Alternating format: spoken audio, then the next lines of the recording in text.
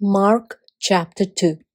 A few days later, when Jesus again entered Capernaum, the people heard that he had come home. They gathered in such large numbers that there was no room left, not even outside the door, and he preached the word to them. Some men came, bringing to him a paralyzed man carried by four of them. Since they could not get him to Jesus because of the crowd, they made an opening in the roof above Jesus by digging through it and then lowered the mat the man was lying on. When Jesus saw their faith, he said to the paralyzed man, "Son, your sins are forgiven." Now, some teachers of the law were sitting there, thinking to themselves, "Why does this fellow talk like that? He's blaspheming. Who can forgive sins but God alone?"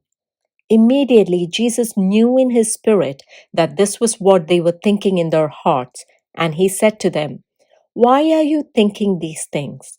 Which is easier, to say to this paralyzed man, 'Your sins are forgiven,' or to say, 'Get up, take your mat, and walk'? But I want you to know that the Son of Man has authority on earth to forgive sins." So he said to the man, "I tell you, get up, take your mat, and go home." He got up, took his mat, and walked out in full view of them all. This amazed everyone, and they praised God, saying, "We have never seen anything like this." Once again, Jesus went out beside the lake. A large crowd came to him, and he began to teach them. As he walked along, he saw Levi, son of Alphaeus, sitting at the tax collector's booth. "Follow me," Jesus told him, and Levi got up and followed him. While Jesus was having dinner at Levi's house, many tax collectors and sinners were eating with him and his disciples, for there were many who followed him.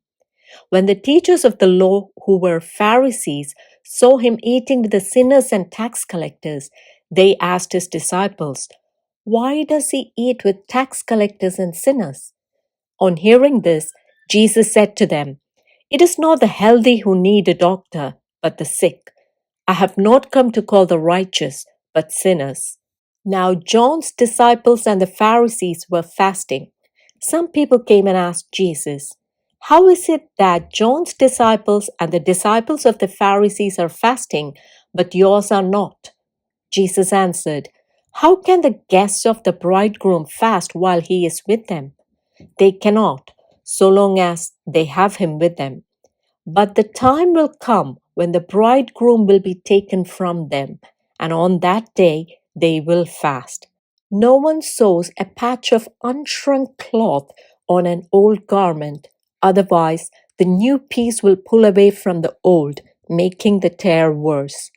And no one pours new wine into old wineskins. Otherwise, the wine will burst the skins, and both the wine and the wineskins will be ruined. No, they pour new wine into new wineskins."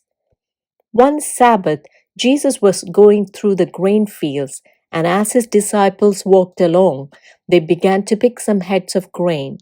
The Pharisees said to him, "Look, why are they doing what is unlawful on the Sabbath?"